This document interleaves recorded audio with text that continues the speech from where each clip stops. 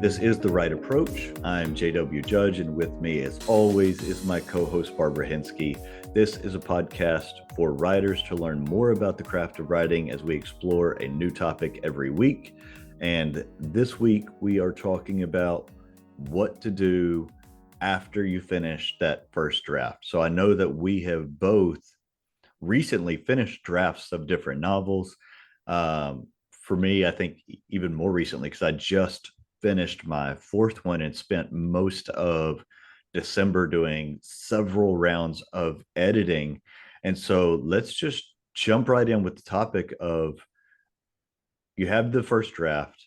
I know we talked with Lyndon, your book coach, who helps you throughout your process. And we even talked about how I rely on a friend of mine who works through that similar process with me as we're going along to help make sure everything is working as we get through that drafting process. So I won't be surprised if our methods here aren't totally are pretty aligned with what we do afterwards. But we haven't talked about this, so I don't know what you do. Yeah. All right, when you finish that first draft, what's the next thing you do? Yeah. So just to back up a little bit, because now I'm on my 20 or 21st book. So I've evolved my process. When I was first writing, I would send my manuscript to a developmental editor who was Lyndon Gross. And over time, I realized it would be a lot more efficient for me if I just worked with her as a writing coach, so that by the time I'm done with the first draft, I have a book that really has been developmental edited. And so that is much more efficient, because I would always get the same feedback that I need to pump up the romance and pump up some of the bad guy plots. I would just write two easy, happy books. Well, I need more conflict. So instead of having to go back through and hammer that in, it was more efficient to have it from the get-go. What I've added in the last couple of years to that, before I send anything to Lyndon, is I run it through Pro Writing Aid. So that cleans up a whole lot of stuff. So now I finish a first draft. It's been developmental edited in essence as we've gone along. It's been through Pro Writing Aid. I printed out I enlarge the font and do it double space, small or big margins on each side. So I got not so much on the page, lots of white space to mark in. I will read it aloud to myself and mark my edits in, and then word process those edits and send it off to a professional copy line editor. And I've found in the last 4 or 5 books, that's all I have to do is just one read aloud edit, because I'm using Pro Writing Aid, and I've gotten better. But before, even when I was writing with Lyndon as a writing coach, I would read it aloud to myself 2, 3, 4 times and word process before I send it to line editing. And now, honest to God, I don't have to. So, or I think I don't have to. And one gauge of that is, for a 70,000 word book, my copy line editor says that that is priced. They price their services, building into it that they will make 1,000 comments at the copy line edit, 1,000 changes. And my work usually comes back with 600 to 700. So I'm handing them a pretty good product, which means, fortunately, when I send it in, editors are willing to maybe move me up in the queue if I need it, or they can slot me in if they have a week or two, because they know they're not going to face an unholy mess of a manuscript that's going to take hours and hours. And then after that, I proofread it. So that's, yeah. Or I have it proofread. I don't proofread it. Yeah. Well, and I think that it's important for us to mention that as a part of your job, and you talked about this on previous episodes, in your law practice, you did a ton of writing, Yes, and you had yes, training in writing. yes, Um, absolutely. I do a ton of writing. Like one of my most enjoyable parts of law practice is writing motions. And people will Yeah, bring me into cases to do that. And so, yeah, more than most people and most professions, we are doing yes. writing. And so that muscle is already well engaged. And the storytelling stuff is Right. different. You still have to learn that, but the mechanics of writing and that ability to produce words is inherent in the work that we do, and so that muscle is already well exercised. So I think that that may That's a good point. change what is normal for Yes, most folks, certainly. um, because it's because my writing also tends to be fairly clean, and and part of that is I also used to teach English and history, and did a master's in history. So even before law, there's just a lot of writing and a lot of reading, um, and and those things help. Like that's just a part of it. It helps. You know, Um, that's a good point. We've probably both of us in our professional careers wrote, I would guess, at least 250,000 words, oh yeah, easy in our day jobs. Yeah, and the sentences had to make sense and had to lead from one to the other, and you have to know how to make a paragraph break, and not just grammar and syntax, but actual some writing skills. So that's a very good point. so when I when I am writing, we talked about I do the effectively developmental editing throughout, but there are also days that I'm just if I get stuck somewhere in the book and can't figure out like what's just the next thing that happens or what I need to write next. One of the things that I will do is go back and just edit some of lightly edit some of the Mhm. Yep. prior days or weeks work just to help remember where the story is. It engages I am interacting with it a little bit differently, and so usually by the time I actually finish that first draft, for most of the book it's really like one and a half drafts already because I've touched it a second time and made some changes. But when I finish that first draft, the first thing that I do is print it out, double sided, double spaced, change the font so it looks a little bit different. You talked about that too. But I think this this will probably be different for people who are, I'm 40. I first got a PC in the house like in junior high. So I think this is probably going to change significantly for people who are coming up younger than me, even. But having that paper copy in my hand, I even do it for the stuff at work. I see it differently, and I don't know if it's a different medium or whatever, but that's just my process is to take a red pen and just bleed all over that thing. And that's what that next draft looks like for me is taking that printed out draft and going through, every sentence, making sure the story parts of it work. Cause I always find where I have repeated things unnecessarily or used parts of Yeah. scenes that are too similar. Once you've read the whole thing, and you're like, oh, I used that earlier or later, you know. And so figuring all that stuff out, adding some depth to it where it needs it. A lot of times when I'm in the drafting process, if there's just something that I can't quite figure out and I can't think of a specific example, I will just put in brackets, like add to this or change X, knowing that I'm going to have to come back to it later. And so as I'm going through that editing process, I can figure out what I need to add in there that will finish it. Um, and so then, that's the first part.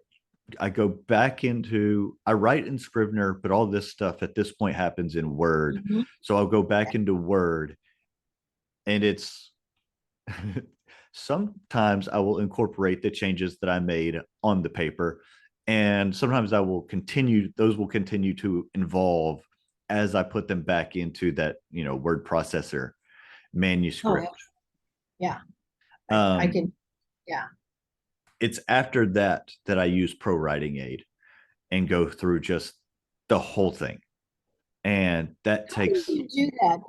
Do you do sections or do you ignore their snippy little comments about, oh, you're putting in too big a chunk and it's blowing our mind? Do you just, how do you do that? in previous books, I have opened the Pro Writing Aid app itself and just open chunks within it. Yeah. But this time I just ignored the pop up that's like, hey, this is going to take forever because it's a huge, 68,000 word document. And I was like, yeah, I know. I'm okay. I'm okay with it. Then I just never closed it. I saved it every, Okay. once in a while. I just never closed it so it didn't have to go through and think about all those things again. So I just left that document open and saved it as I went. And After, then you edited in that, in the pro writing. Yeah, okay. um, Because you lose some of your formatting in well, pro writing, which drives nope, me sorry, I crazy. wasn't clear. That's what I'd done before. This time I just did it all in Word and used the Pro Writing Okay. Aid plugin in Word. Okay. Okay. Got it. Got it. Got it. And then I did some, and so I make all those changes. At that point, it's in pretty good shape. Um, I still have proofreading. I will, I will go through it again to make sure I'm content with everything, and then I will have it proofread. Something Mhm. I have done differently this time because this story came out, it was such a different writing experience than the three before it. Mhm. Um, I was figuring a lot of this out as I went. And Yeah. so I think it's in really good shape now, but something I did differently this time than I've done before is I'm using beta readers and sent advanced Okay. copies to them. And Yeah. it's three people I know, one of whom has read everything else that I've read and given me feedback on it before. Um, and some of the feedback from that particular person has been, we have very similar, go to similar kinds of churches, we have similar worldviews. Mhm. And so it's been, on a very personal level, like, if I'm somebody in your church, are you okay with this? Yeah. um, and so I've sent it to them and a couple of other people who are also lawyers, one of whom has owned a publishing company, just to with instructions of, I want to know if there's parts that there's anything confusing about it, if there's parts that you find not interesting, or if there's Mhm. something about it that's just not working for you. Like, I know there's going to be some typos. I'm not worried about that. I still got that ahead of us. But these are really the three things that I'm looking for. Like, are there parts that are boring, confusing, or don't work? If there are, let me know. Yeah. I haven't done that before. Um, and so we'll see if that Mhm. ends up being helpful or not. Um, After I get that back from them is when I'll go through it the final time and then get it proofread. Mhm. And that's That evolved. Go ahead. that's an efficient and robust process. Yeah. So at this point, I've already gone through it three, four times, with the mid writing, editing, and then that written draft and implementing the written draft. And so I've seen it several times. I haven't done the reading out loud thing. I know that Word can do that now, and I am considering Yeah. Some sitting people and do that. listening Have it. Word, Yeah. just Yeah. because I recommend that. word usage is really important to me, and making sure I don't repeat words. And I try to be really cognizant of that, even as I'm writing that first draft, which I know that it's not super helpful to pay attention to that all the time, but I can't not pay attention to it. And so making sure I'm not using the same words or phrases too many times. I know that hearing that will give me a better opportunity to discover it than just reading it. Yeah. I was just going to mention that because some people are very, just swear by having a screen reader read it to them. And I'm kind of considering that. One thing that I do find is after I get it all formatted and ready to go, I have an advanced review group of about maybe 175 people. And I send it to them and they always find stuff. Now, mind you, I've probably spent $5,000 on editing, including professional proofreading. And on my latest Emily book, I couldn't believe that nobody found it, none of the professional editors. I used a wrong name of a character in a scene. This character wasn't even in the scene. And the ARC people found it. So I'm always so grateful. They always find, a handful of things that I can change. One thing neither of us talked about was writers groups. I belong to writers organizations, but I'm not in a writers group to critique as I'm writing. And I don't think you do that either. I don't either. And I think Time. there can be a lot of value in that if you have a helpful writing group. But I think that if you don't have a helpful writing group, those things can also be really destructive, at a confidence level and competence level. And so, but I've never really had I belong to some writers groups, like online communities or, the Alliance of Independent Authors, but I have never had either locally or online a writers group that I've participated in. Yeah, I'm suspicious as well because I think you need to have you need to know the talent level, frankly, of the other writers in your group and their knowledge within your genre. So that may not. I will say that I'm pretty sure I've talked about this in a podcast before, but there is a book by Diana Glyer, Glyer, called Bandersnatch, and it is about C.S. Lewis and J.R.R. Tolkien and their group of writers that met together for decades and critiqued each other's writing and were very instrumental in the books that came out of those and how those books looked and the shape that they took. Brandon Sanderson and Dan Wells, who we had on, have been in and out of writing groups for years, and they have their place and they have their value, but it has never been a part of my process. I don't see that changing because, not that I'm not willing to evolve my process, but I don't see that being beneficial to my particular process. I'm with you on that. I mean, I think Agatha Christie and Dorothy L. Sayers were in a group. Okay, holy cow. If I could be in a group with those folks, yeah. But that isn't.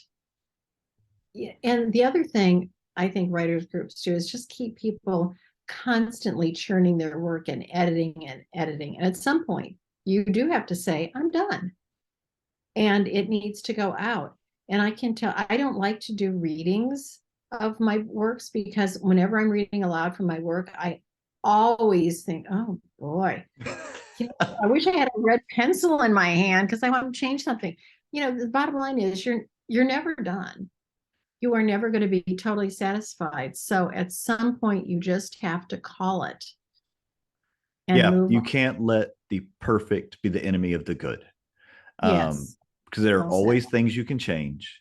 But and do you use deadlines, like personal deadlines that you set for yourself to be done with things? Oh, absolutely. Yeah. That's not something I've done. But I could see that as a way of, if you're somebody who has difficulty letting go of a project, you do everything to get it done by that day, and you just choose, okay, now we're done and it's time to move on to the next thing. Yeah, I Yes, I do use deadlines, and not that I can't extend them, but I've started now putting my books up for pre-order, but I'm not going to put up a pre-order unless the book really is done or just so close.